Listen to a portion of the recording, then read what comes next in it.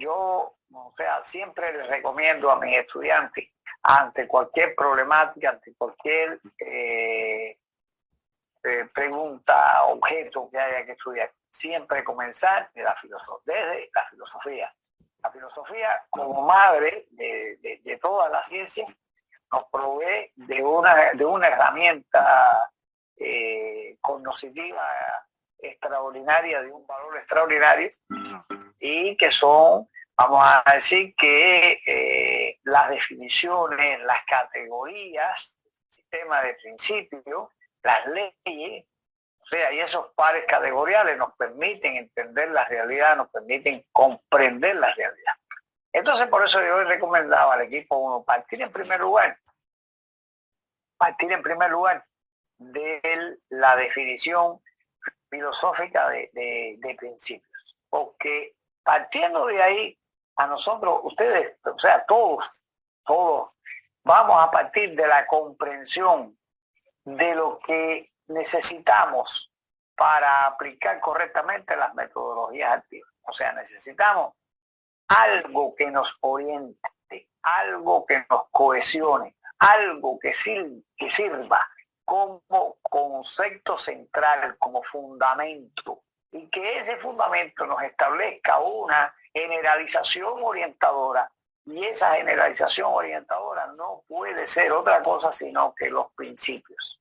O sea, todo lo que está en la definición filosófica del principio, que parte de esa definición antigua, partiendo del latín de principium, o sea, que es todo lo que significa origen, lo que está en el comienzo, lo que está en el inicio, y lo que nos permite y nos provee de una plataforma comprensiva que funciona como, vamos a decir, que una idea, una fuente nutricia para comprender todos los fenómenos, integrar todos los fenómenos, relacionar todos los fenómenos como una ley que en este sentido lo argumenta, que en este sentido nos permite estudiarlos y comprenderlos. Ese es en un primer lugar. ¿Qué son de estos principios? Vamos a decir que las reglas estas generales, las líneas generales que nos cohesionan, que nos direccionan nuestra acción y nuestro pensamiento, y que no nos va a permitir que nosotros nos distanciemos de nuestro propósito en el sentido de aplicar correctamente en cada contexto las metodologías activas. Ahora, en la siguiente lámina ya yendo propiamente a los términos de los límites de las ciencias de la educación, especialmente diríamos que de la pedagogía, la didáctica. Yo le hice una enumeración ahí de 7 principios para la aplicación de las metodologías activas, tratando de contextualizarlo, de precisarlo en función del periodo, del momento que vivimos, del nivel de desarrollo de las ciencias sociales, del nivel de desarrollo de las ciencias de la educación especialmente, y lo que a nosotros no se nos puede quedar nunca detrás y debemos tener siempre en cuenta para aplicar las metodologías activas de una manera creadora, de una manera correcta. Y bueno, si ustedes se recuerdan, la definición que nosotros dimos de metodología activa, o sea, partía de situar siempre al estudiante como centro y de subrayar el activismo que tenía que tener el estudiante. Y nosotros en la actividad pasada decíamos que ese activismo no podía ser simplemente para participar, para realizar alguna acción desde el punto de vista práctico, sino que ese activismo en primer lugar partía del trabajo intelectual, del intenso trabajo intelectual de concentración, de comprensión de la necesidad de la resolución de algún tipo de contradicción, problemática o objeto de estudio que sea necesario conocer y, bueno, transformar. O sea, a partir siempre de que el estudiante en este tipo de metodología está en el centro, lo concebimos como centro y como protagonista de todo el proceso educativo. En segundo lugar, es necesario que nosotros tengamos siempre presente que es necesario, o sea, que se requiere ante todo en él, con la práctica de estas metodologías, cualquiera de ellas, ofrecer acompañamiento o tutoría a los estudiantes. Y aquí aprovecho para también decir que ustedes se pueden consultar, o sea, pueden consultar, de hecho escuché que aquí un equipo lo dijo, y mencionó que eran 7, que son 6, que son 8. Miren, cada autor que lo ha trabajado, cada clasificación que existe, ustedes se van a encontrar que existe un número distinto de metodologías activas. O sea, cada autor lo va a trabajar de una manera muy libre y las va a clasificar como estime conveniente. Lo cual, bueno, hay que estudiarlo, hay que contextualizarlo y analizar siempre con un sentido crítico. Lo cierto es que esto depende de la creatividad de los docentes, depende de la institución en la que ocurra el proceso educativo, de las características de los estudiantes con los que estemos trabajando, del tipo de curso, etcétera, etcétera. O sea, siempre lo que quiero subrayarle es que es muy riesgoso decir que existe un número finito, 8, 10, 12, es muy riesgoso afirmarlo, porque en realidad esto está abierto a la comprensión, a la transformación y a la creatividad del cuerpo docente que continúe adentrándose en este complejo proceso de desarrollo que depende mucho y se relaciona mucho con la innovación educativa. Por tanto, va a recibir constantemente nuevas fuerzas, nuevos elementos que la diversifican en su empleo en cada cada uno de los espacios donde realmente se requiera aplicar metodologías. O sea, pero en todos los casos, en todas ellas hay que ofrecer acompañamiento o tutoría a los estudiantes. O sea, aquí generalmente las metodologías activas nosotros vamos a tener que se va a aplicar en enfoques híbridos, como nos ha pedido, ¿no?, la impartición, la concesión de este diplomado. Entonces, al impartirlo en este enfoque híbrido, van a haber momentos donde vamos a estar frente a frente, pero va a haber momentos donde vamos a estar conectados y la relación solamente va a ser virtual. Entonces, esa relación distante, esa virtualidad impone que tengamos otros recursos y otros elementos que nos acerquemos y que entonces estemos frente a frente mediados por la tecnología. Y entonces, en cada una de las cosas, de cada uno de los espacios, en donde estemos frente a frente, mediados por la tecnología, o donde estemos frente a frente de manera personal, en ambos implica la necesidad que los docentes brinden acompañamiento o brinden tutoría formativa a los estudiantes. Esta no puede faltar. O sea, por el hecho de que cada estudiante aprende con un ritmo diferente, aprende con una estrategia diferente y se desarrolla de manera distinta. O sea que esto es muy importante que nosotros lo tengamos en cuenta. La tercera, o el tercer principio que nosotros planteamos es el vínculo de la escuela con la vida. Mire, esto es insoslayable, colegas. Nosotros logramos, como ustedes bien han expuesto, motivación, interés, compromiso. Fíjense cuántas veces estos 3 elementos que les he dicho que son muy importantes: interés, compromiso, responsabilidad, motivación. Estas cosas que nosotros estamos diciendo funcionan en la misma medida en que nosotros seamos capaces de vincular el proceso de formación con sus problemáticas esenciales que tienen que enfrentar en su vida personal o profesional. Pero eso es muy importante que nosotros lo tengamos en cuenta, porque la escuela no puede ir ajena, no puede estar divorciada, no puede estar separada o distante de la fluidez constante y de la dinámica y la dialéctica de la vida. Debe venir vamos a decir, de la mano para que marchen de manera pareja y de manera ordenada.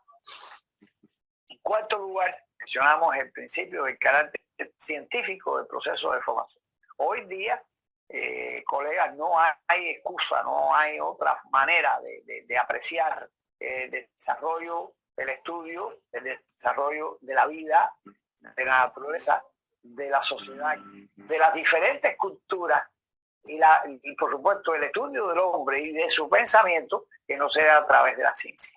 O sea, la ciencia nos ha estado revelando unos importantísimos resultados en cada una de las facetas de lo que podemos estudiar. Y esto tiene que revertirse, por supuesto, en el fundamento, en la argumentación que deben tener los diferentes currículums, los diferentes planes de estudio, y ese carácter científico debe permear desde las asignaturas que son propiamente de ciencia hasta aquellas que son propiamente humanísticas o de letras, o las llamadas asignaturas de letras, ¿no? Como la historia, la literatura, las artes, también deben estar impregnadas de ciencia, y esa ciencia que está presente ahí nos señala el modo correcto de impartición, el vínculo con la vida, como ya lo habíamos dicho, y son elementos que pueden estar presentes en cualquier tipo de formación. No debe haber nunca instrucción sin educación, ni educación sin instrucción. O sea, aquí en este particular, el propio José Martí daba una definición, o sea, que a nosotros nos parece muy importante en este sentido, lo que señalaba José Martí, en un trabajo muy sencillo, pero que me gustaría leerles incluso un fragmento. Entonces, esto Martí lo escribió en el tomo 19 de las obras completas. Y escuchen esto que interesante. José Martí escribió: instrucción no es lo mismo que educación. Aquella, ¿no? O sea, la instrucción se refiere al pensamiento, y esta principalmente a los sentimientos. O sea, introducción al pensamiento y la educación a los sentimientos, según señala Martí. Sin embargo, no hay buena educación sin instrucción. Las cualidades morales suben de precio cuando están realzadas por las cualidades inteligentes. O sea, esto no por ser son 6 notas que él escribió en la década del 80 del siglo XIX sobre la educación, y esa es precisamente la primera de las notas de las que escribe Martí. Y quería ponerla a consideración de ustedes, porque me parece muy importante a la hora de la metodología activa. La idea no es solo transmitir información, ni que el estudiante busque información, ni que el estudiante quiera conocimiento. Sí, eso es importante, pero paralelo al aprendizaje, paralelo al elemento instructivo en la adquisición del nuevo conocimiento, tienen que ir la necesaria formación, la necesario atención y la modelación del carácter, la educación de los valores, de las convicciones, de los sistemas de relaciones que va a establecer este sujeto que aprende, y en su relación con la cultura, con la sociedad, con la familia, con las instituciones, con todos los elementos, en definitiva, vivos que expresan la organización social en un momento determinado. O sea que la unidad entre lo instructivo y lo educativo tiene que estar muy, muy, muy presente, y tiene que estar constantemente atendido a la hora de aplicar las metodologías activas. En el sexto elemento, ustedes ahí lo habían, yo incluso lo anoté, o sea, destacar que 2 equipos hablaron de la necesidad de conocer, de tener un diagnóstico, de tener un diagnóstico del comportamiento de cada uno de los estudiantes. O sea, cómo ese estudiante se comporta, cómo aprende, cómo se relaciona con los demás. O sea, qué ese estudiante domina, qué sabe y qué sabe hacer, cuáles son sus valores, cuáles son sus cuál es su comportamiento desde el punto de vista social, ¿no? Entonces, es necesario tener todo esto en cuenta, además de, por supuesto, partir siempre de los niveles cognitivos, de las adquisiciones que han logrado los estudiantes en periodos precedentes. Por eso, los saberes previos, eso es muy interesante establecer, porque sobre la base de esos saberes previos se tienen que relacionar los nuevos que se van a adquirir. Y eso es muy importante. Los estudiantes nosotros tenemos que ponerlo ante una situación de que estreche e integre y logre verdaderos sistemas de conocimiento. Entonces, esto que les menciono, colegas, es muy importante. Y por supuesto, tener y conocer los intereses del estudiante, porque de lo contrario no tendríamos motivación. Hay que conocer qué le interesa, qué necesita. Y en función de eso también proyectar lo que nosotros vamos a realizar. El séptimo de los principios que yo les ofrezco a ustedes, reconocer la naturaleza, también ustedes lo decían ahí, la naturaleza social del conocimiento. O sea, el conocimiento, aunque es una adquisición individual, por su proceso de logro, ¿no? y de manejo, es ante todo una relación social y un producto de las relaciones sociales. En el octavo de los principios plantea, bueno, la necesidad de hoy promover la interdisciplinariedad. A mí siempre me gusta en este orden remitir a todos los colegas a las obras que ha escrito Edgar Morin, donde Edgar Morin distingue tres niveles de relación, distingue la interdisciplinariedad, la multidisciplinariedad y la transdisciplinariedad. En realidad, vamos a decir que la transdisciplinariedad sería el objetivo supremo a alcanzar, donde se pierdan o donde se borren las fronteras entre los cursos, entre las asignaturas, entre las disciplinas propias de ya estudiemos problemáticas, estudiemos propósitos, objetivos. Sobre esa base se diseñen todas las acciones. Dicho sea de paso, a todo el que lo desee puede buscar en internet en qué se basan, cuáles son los pilares de una reforma educacional que se está llevando a cabo en estos momentos en Japón. Y o sea que a mi modo de ver es de lo más cercano, lo más parecido que nosotros podemos ver a la concreción de este ideal de transdisciplinaridad que señala Edgar Morin.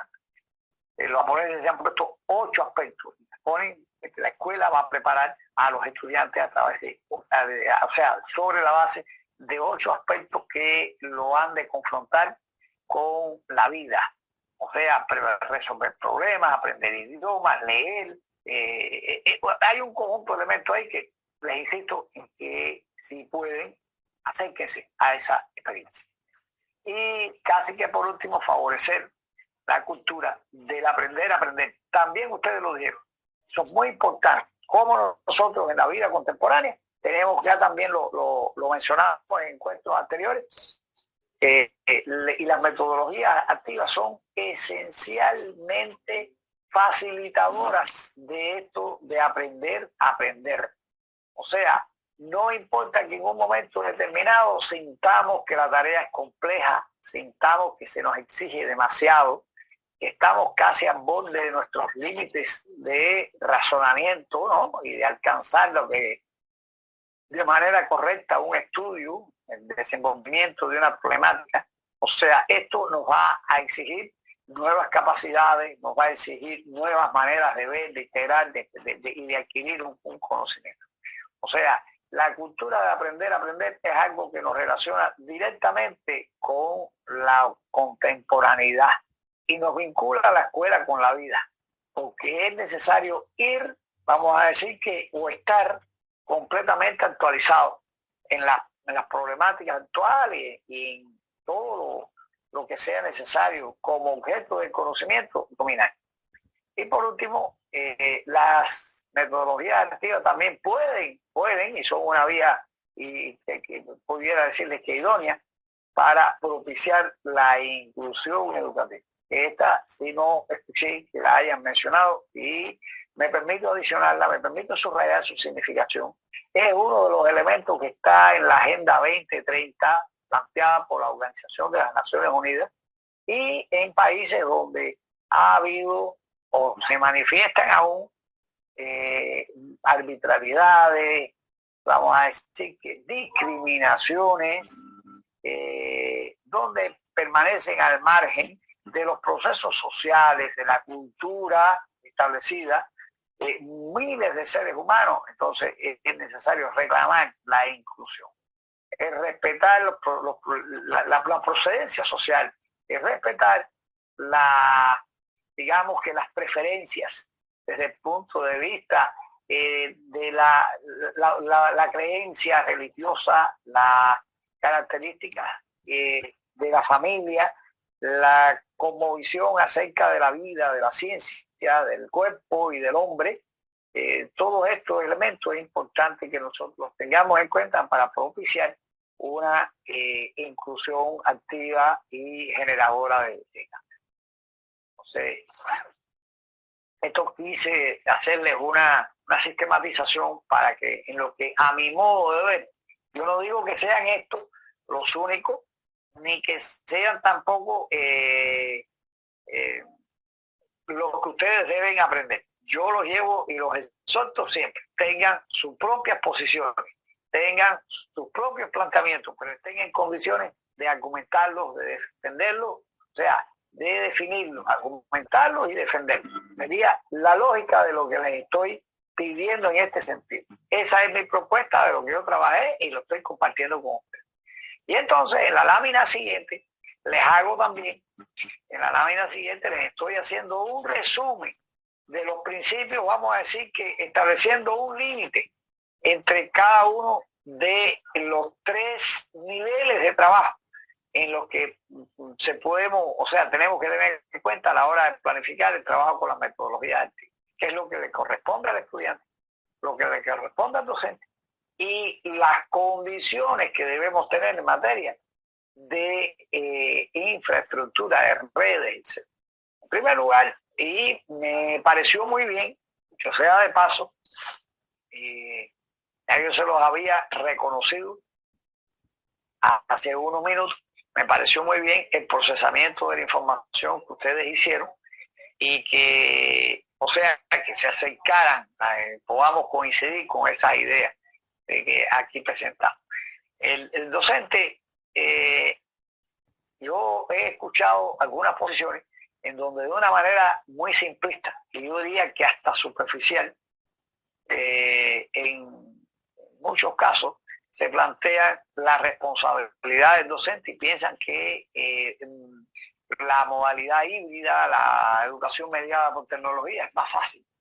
Yo diría todo lo contrario. O sea, esta modalidad requiere mucho más preparación, mucha o mayor responsabilidad profesional, una ética a toda prueba, porque las condiciones exigen que una eticidad sin fisuras para todos los maestros, para todos los docentes, y ante todo, y como primer peldaño, uno de los más importantes a mi modo de ver, es partir de que el docente, a partir de comprender esta complejidad y el reto que representa aplicarla convenientemente, el docente se tiene que preparar muy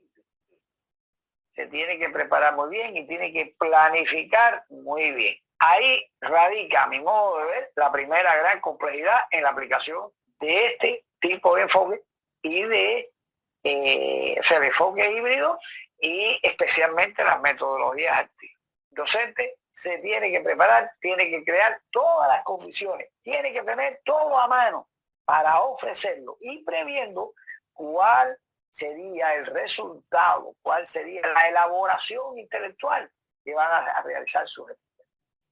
O sea, eso es, colegas, en materia de preparación y planificación.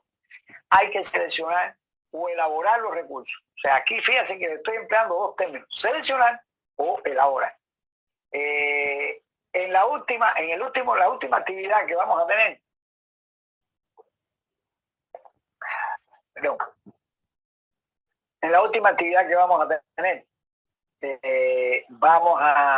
o sea, yo quiero que ustedes revisen, la conozcan, la estudien y vean todo el potencial que tienen hoy determinadas iniciativas que son bibliotecas que se han creado, colegas, donde tienen múltiples recursos, textos, libros, artículos, infografías, videos, audios, música, o sea, tiene mucha variedad de recursos que ya están escogidos y están clasificados en bibliotecas. Y entonces el docente sencillamente hace falta un juego didáctico y escoge el juego de lo que ya está diseñado y lo aplica en su clase. Esa es la selección. Pero también el docente en esta metodología puede elaborar sus propios recursos, puede elaborar sus propias guías, puede elaborar sus propias orientaciones, puede elaborar cápsulas de contenidos, puede elaborar podcast y poner sus podcast en la plataforma. Y todo esto son recursos que van a enriquecer, van a brindar variedad, frescura y van a propiciar un clima de creatividad y de muy buen sentido para tener el desarrollo que necesitamos.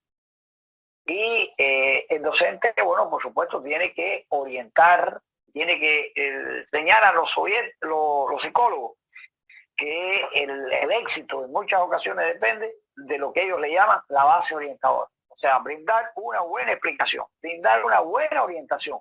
Y eso es importante. O sea, que hay que orientar bien y el estudiante tiene que saber qué se espera que él haga, con qué cuenta y cuál es el objetivo o para qué va a ser lo que nosotros le estamos pidiendo que haga, cuál va a ser su significado. Eso nos acerca a lo que ya también ustedes mencionaron por ahí en el inicio, de que exista un aprendizaje significativo. Pero es significativo si nosotros lo logramos conectar con la esfera afectivo-volitiva de los estudiantes, con sus intereses, con sus necesidades. Hay que propiciar la colaboración por algo que ya se dijo por parte de ustedes y yo lo estaba subrayando. La búsqueda de conocimiento requiere entrenamiento, requiere competencias y la elaboración del conocimiento es un hecho social. O sea, por eso hay que propiciar la colaboración, hay que propiciar el intercambio y la interacción entre los estudiantes.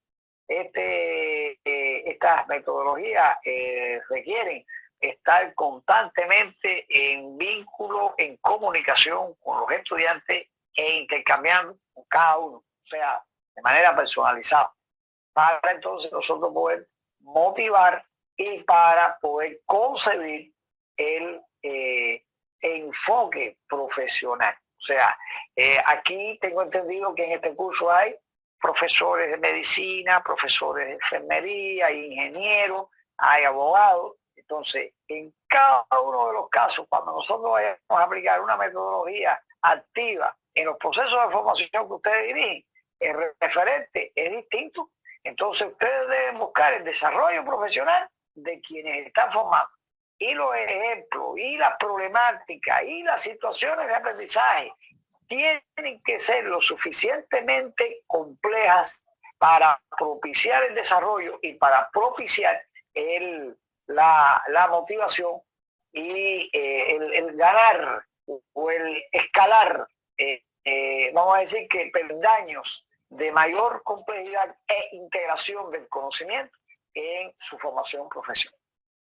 Al estudiante estamos planteando que los principios que debe cumplir, en primer lugar, en psicología, vamos a decir que de los procesos cognitivos, la atención es de los primarios. Si usted no atiende, si usted no voluntariamente no presta atención a algo que debe hacer, a una tarea que le encomendarán, a una situación de aprendizaje en la que se verá involucrado, no, entonces no va a haber resultados. En primer lugar, tenemos una buena atención.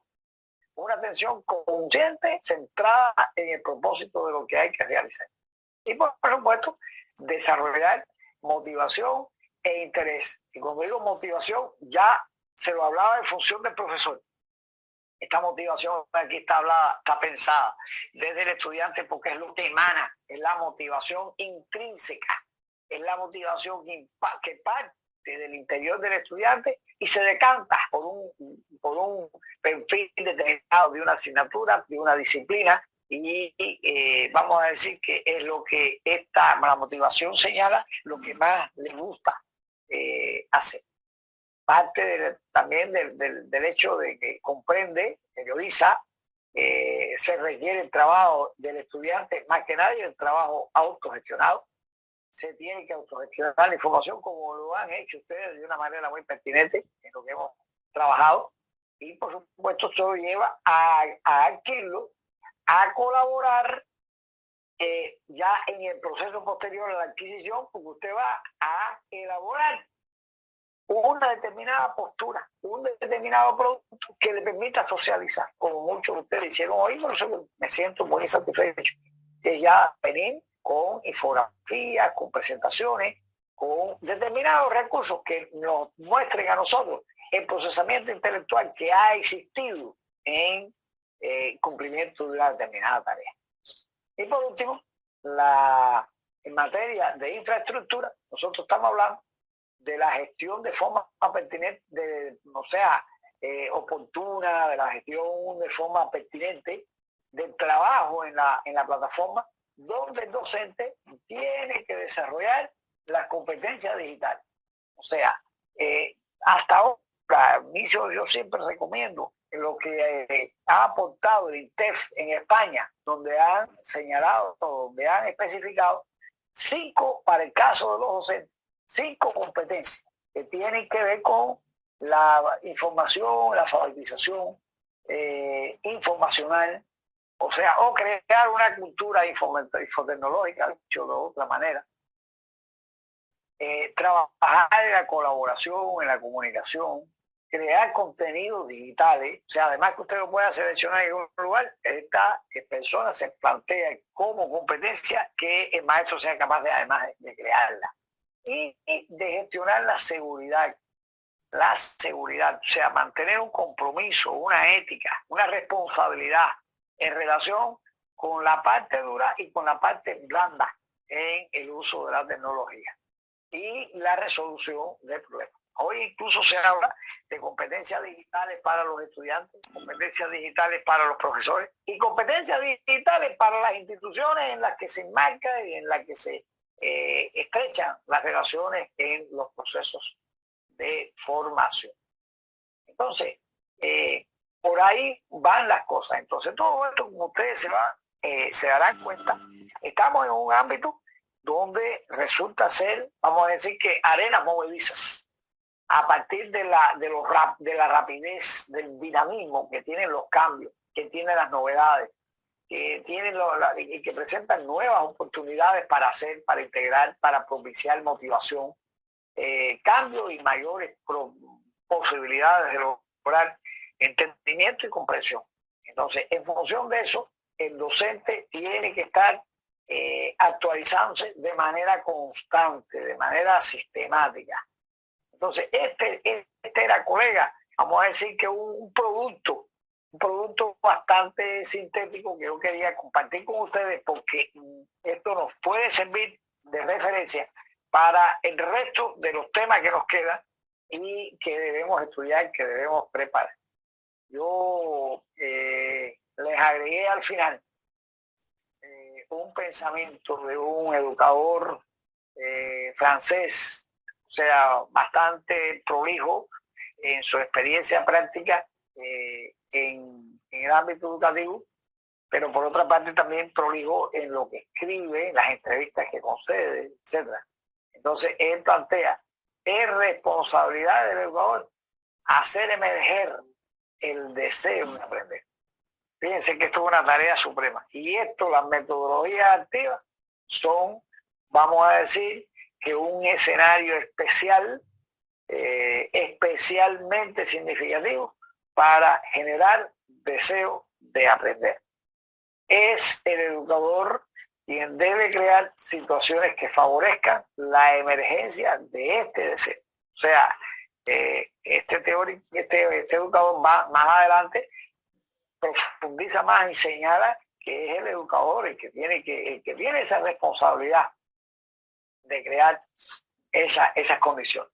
O sea, a mí me parecía interesante que compartiera esto con ustedes, porque vamos a decir que desde otra mirada, están reclamando, están incentivando aspectos que tienen que ver de una manera muy, muy directa con la aplicación de las metodologías activas.